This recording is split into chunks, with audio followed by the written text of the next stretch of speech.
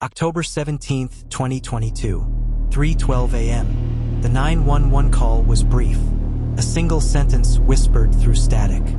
"They're all dead, and he's still in the house." The dispatcher tried to keep the woman on the line, but she'd already dropped the phone. When officers arrived at 1440 Juniper Lane, an ordinary white-paneled house with pumpkins still glowing on the porch, they stepped into a scene so silent, so wrong, it felt like time had been frozen, then shattered. What they found inside was beyond comprehension. What they uncovered later would redefine the town's idea of evil. Crestfield, Ohio. Population, 8,320. A town where everyone waves, kids still ride bikes to school, and the biggest news is usually about the high school football team. But beneath the illusion of calm, Crestfield was quietly cracking. The opioid crisis had wormed its way into families. Jobs were vanishing, and the people were tired. At the heart of town stood the Whitmore family. To most, they seemed ordinary, maybe even admirable. Michael Whitmore, 48, was a local mechanic. Grease-stained hands, easy laugh, no criminal record. His wife, Anna, worked at the pharmacy. They had 3 children. Ellie, 17, who volunteered at the animal shelter, Gabe, 14, the awkward gamer, and little Lily, just 6, with a love for glitter and princesses. They were normal, almost too normal. Neighbors recall the family as quiet, private, that kind of Midwest reserved. But in retrospect, their house was always dark. The kids didn't play outside much, and no one could quite remember when they last saw Anna smile. The weeks leading up to October 17th were unremarkable. School, work, church on Sundays. Halloween decorations went up just like every other year. No warnings, no signs, until there was silence. That Monday, just after 3 a.m., neighbor Cindy Martinez was awakened by what she later described as a strange popping sound, like balloons bursting, but heavier. Then the scream, short, sharp, guttural, and then nothing. At 3:12 a.m., the 911 call came in. Teenage girl, whispering, frantic, "They're all dead, and he's still in the house." The line disconnected. When Crestfield PD arrived minutes later, the front door was ajar. The porch light flickered. Inside, the living room was untouched. Couch cushions perfectly aligned. A bowl of Halloween candy sat untouched on the table. But the silence was suffocating. First, they found Anna, slumped against the kitchen counter, a gunshot wound to the temple. Beside her, the family dog whined, blood on its paws, trembling uncontrollably. In the hallway, Gabe lay face down, still clutching his phone, the screen cracked and blinking. Lily was found in her bed, covers pulled up, as if she'd been tucked in. Then they found Michael, alive, sitting calmly in the garage, on a folding chair, hands covered in blood. In front of him, 3 spent shell casings. In his lap, a 4th bullet, unfired. He said nothing, just stared at the ceiling. Michael was arrested without resistance. His silence continued for hours. No confession, no denial, just blankness. Police brought in psychologists. He passed drug and alcohol screens. No signs of intoxication. When asked why, he simply said, "I had to reset everything." News traveled fast. By sunrise, the street was cordoned off with yellow tape. The town, still sleepy and cold with October dew, awoke to sirens and disbelief. Crestfield was shattered. But this wasn't where the horror ended. It was where it began. During a sweep of the house, investigators found Ellie's backpack under her bed. Inside was a worn, spiral notebook, pages filled with dense, almost frantic handwriting. What started as typical teenage entries quickly grew darker. "Dad stays in the garage too long," he whispers to himself. "Gabe says he's planning something. Mom's scared. I heard her crying in the bathroom. She said we should start over somewhere else. If anything happens to us, check Dad's red toolbox." That red toolbox, shoved behind a rack of tires in the garage, contained more than wrenches. Inside, a map of the house, floor plan style, with excess over each bedroom. The cassette tape labeled October Reset, and a list of names, including people outside the family. The tape, when played, featured Michael's voice, calm, methodical, disturbingly clear. If you're hearing this, then I've already done what needed to be done. The system's broken. This family was infected. I couldn't let it continue. Ellie knew. That's why she had to go first. But Ellie wasn't found with the others. Her body wasn't in the house. And now the case exploded into something far darker than murder-suicide. This wasn't a spontaneous act of madness. It was a plan. Suddenly, the quiet town turned into a full-blown investigation zone. Search parties, dogs, drones. National media descended on Crestfield. Days passed. No sign of Ellie. Until October 21st, 4 days after the massacre. A hiker 12 miles outside town found a makeshift camp, disturbed earth, burnt fabric, and a bloodied hoodie matching Ellie's school uniform. Near it, a journal page pinned to a tree with a knife. It read, "I'm not dead, but he won't stop until I am. He said I was the defect, that I didn't understand the reset. Please find me before he does." The page was dated October 16th, the night before the murders, which meant she'd escaped. Michael Whitmore was charged with 3 counts of murder, animal cruelty, and suspected premeditated attempted murder of his daughter. But he refused to speak further. He didn't ask for a lawyer, didn't speak during his arraignment. He simply stared, as if the world outside no longer existed. A man once described as hardworking and harmless had dismantled his family in the most cold, calculating way imaginable. But there's one question no one can answer. Where is Ellie? Did she escape into the forest? Is she hiding? Was she taken? Or is there someone else involved? A deeper hand guiding this so-called reset? A week later, security footage surfaced from a gas station just 20 minutes from Crestfield. A girl matching Ellie's description was caught on camera at 3:47 a.m. Barefoot, bruised, and limping, trying to use the payphone. Before she could dial, a dark SUV pulled into frame. She turned, froze, and then vanished from view. No license plate, no clear face of the driver, just headlights and silence. It's October 23rd, 2022. Crestfield detectives huddle inside the back room of a gas station just off Interstate 71. A black and white CCTV recording plays on loop. Timestamp, 3:47 a.m. A girl, disheveled, bleeding from her foot, and visibly terrified, appears at the edge of the frame. She stumbles toward a payphone outside the station, looks over her shoulder, fumbles with the receiver, then headlights. A dark SUV rolls in silently. Ellie turns, startled. She hesitates and vanishes off-screen. That was the last confirmed sighting of Ellie Whitmore. But the SUV? No license plate, no identification, no trace. The FBI is called in. The small-town horror is now national. Posters flood social media. Ellie becomes a symbol. The girl who escaped. Podcasts, true crime TikToks, and conspiracy theories spiral out of control. Some think Michael had help. Others claim Ellie orchestrated everything. But inside the FBI's mobile command center, agents focus on cold leads. The SUV was a 2006 Ford Expedition. That narrows it down to 13,000 vehicles in a 200-mile radius. Her last phone ping, 7 minutes before the video, came from a burner phone with no registered owner. And the cassette tape from Michael's toolbox? Hidden beneath the surface audio was a second recording, encrypted. A whisper track. Reset failed. Phase 2 must proceed. She's the breach.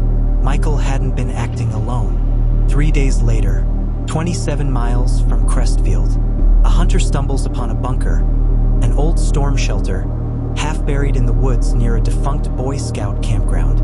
Inside, canned food, children's books, a half-burned sleeping bag, and a Polaroid of Ellie, eyes swollen, bruised, clutching a journal. But no Ellie, only a message scrawled in red on the concrete wall.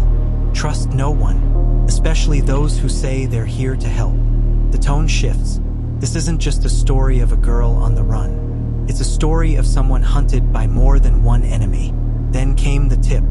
A local trucker, Rick Davison, was arrested on unrelated charges. During his interrogation, he let something slip. They weren't supposed to hurt the little one. It was only supposed to be the wife and the daughter. But he lost it. He claimed to have met Michael at a men's retreat in 2021, one not listed in any church records. No website, no flyer, just a text with an address. There, Rick said, he met others who spoke of resetting broken families, cleansing societal rot, and starting over with only the strong. The FBI uncovers more. A small but extreme underground group calling themselves the Reset Collective. They operated through coded messaging boards, radio frequencies, and local community centers under the guise of family support. The Whitmore murders, they weren't isolated.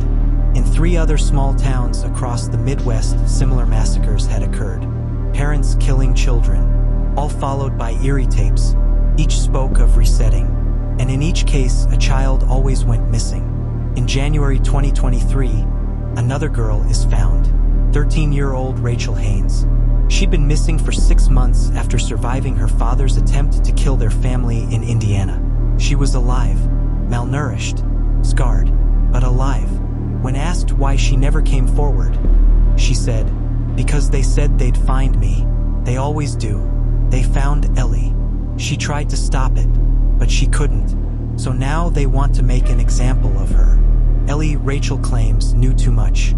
She found out what the collective was doing and threatened to expose them. That's why Michael called her the defect. That's why she was first on his list. On March 9th, 2023, after 143 days of silence, Michael Whitmore finally speaks. The courtroom is packed. The media swarm the entrance, but he doesn't look at the cameras or the jury. He looks at the judge and says calmly, "She wasn't supposed to survive. That's why I failed. That's why you're all in danger." When asked what he meant, he smiled. "You'll see. She has the file. She has the names." Later that night, a school janitor at Crestfield High discovers a flash drive wedged beneath a bathroom sink. Inside a hidden Ziploc bag, security footage shows no one entering that bathroom in over a week. The flash drive contains encrypted folders. FBI forensics spend weeks decrypting them.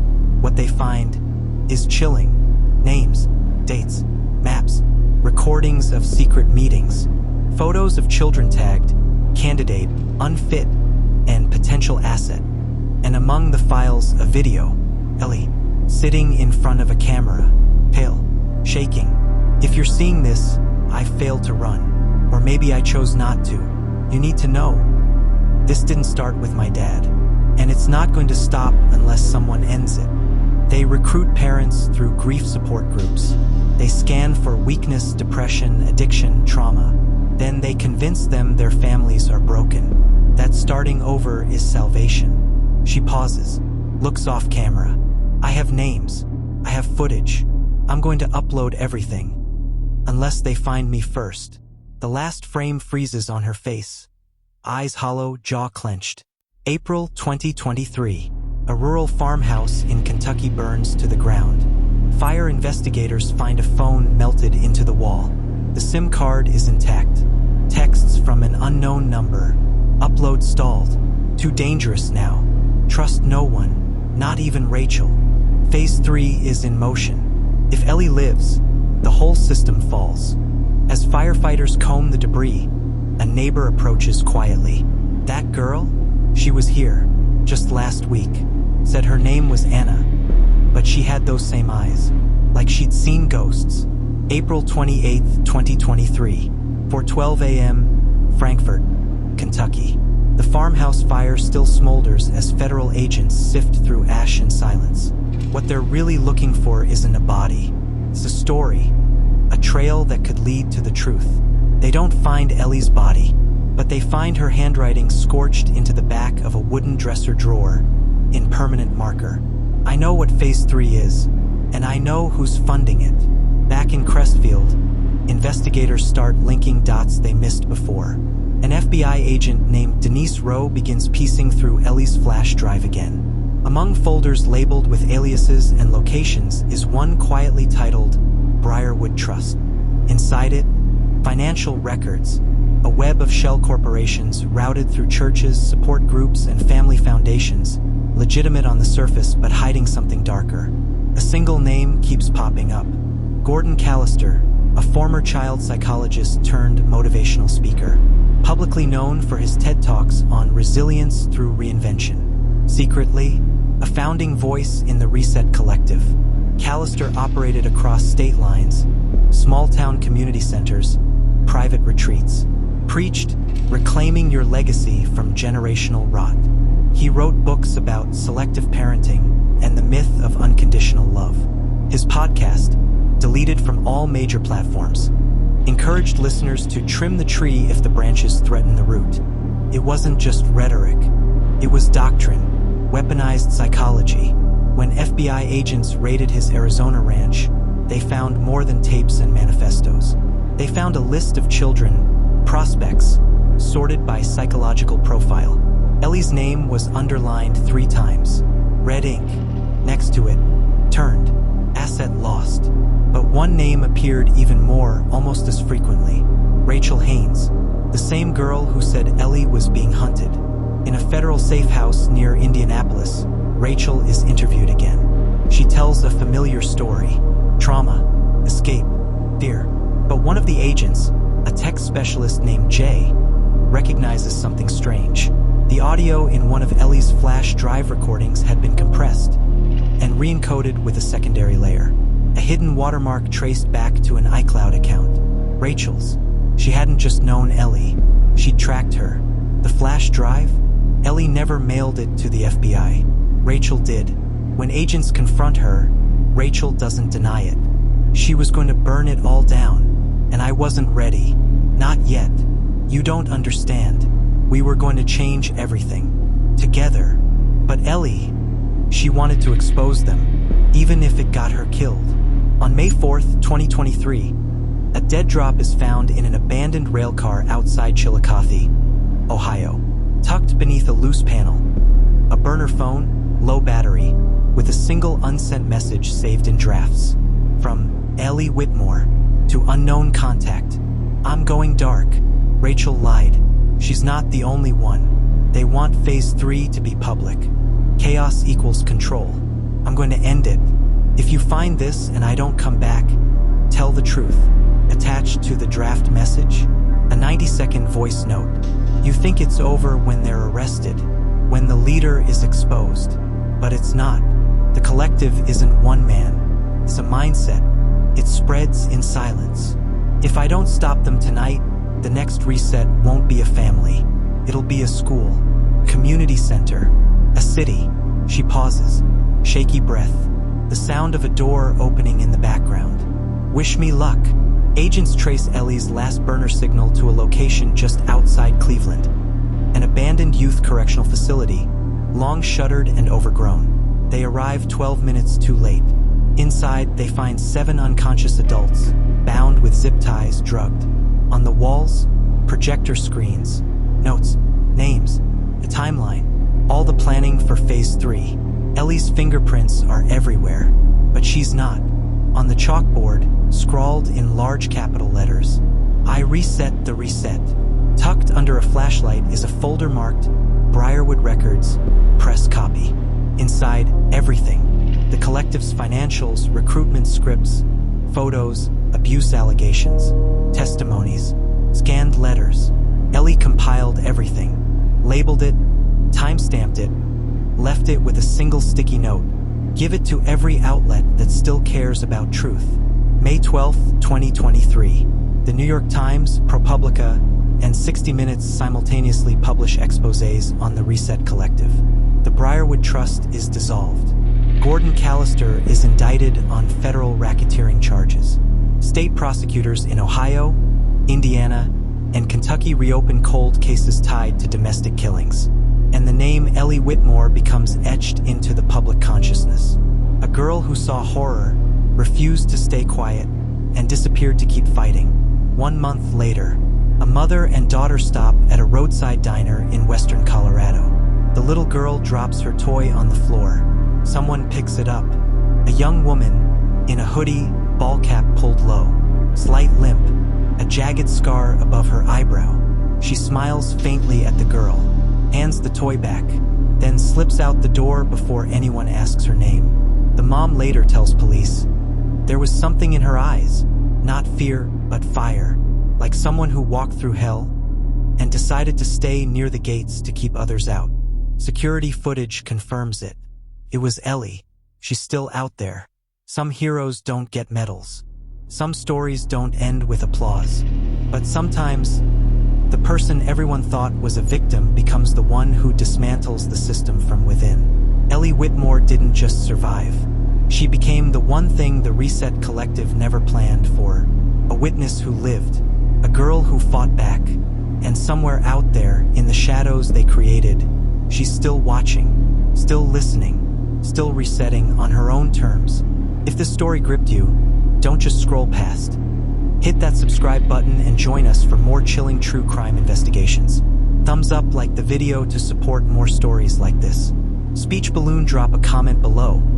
What do you think really happened to Ellie Whitmore? Bell turn on notifications so you never miss the next twist in our true crime series. Your curiosity fuels the truth. Let's uncover it together.